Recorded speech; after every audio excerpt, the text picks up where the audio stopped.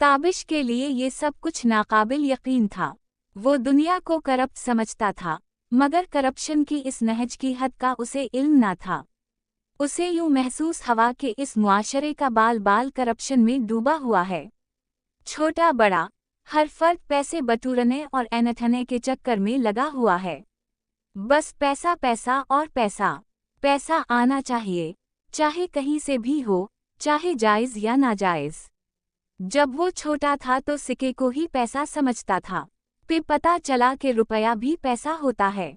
जैसे जैसे वो बड़ा होता चला गया, वैसे वैसे सिक्के या पैसे की शक्ल बदलती चली गई।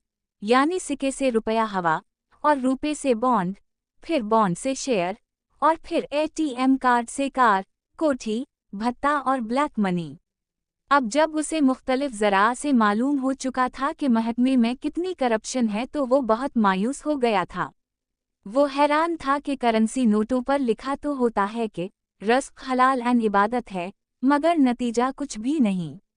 उसे यकीन हो चला था कि दुनिया में जितना प्रचार अमन और आतिशी का किया जाता है, अगर उस प्रचार की कोशिश का 1% हिस्सा वाकई अमन के लिए किया जाता तो दुनिया आज अमन का गहवारा होती। उसी तरह करप्शन के खिलाफ प्रोपेगंडे की बजाय अगर सख्त सज़ाएं दी जातीं, तो दुनिया माली करप्शन और इस्तेहसाल से पाक हो गई होती।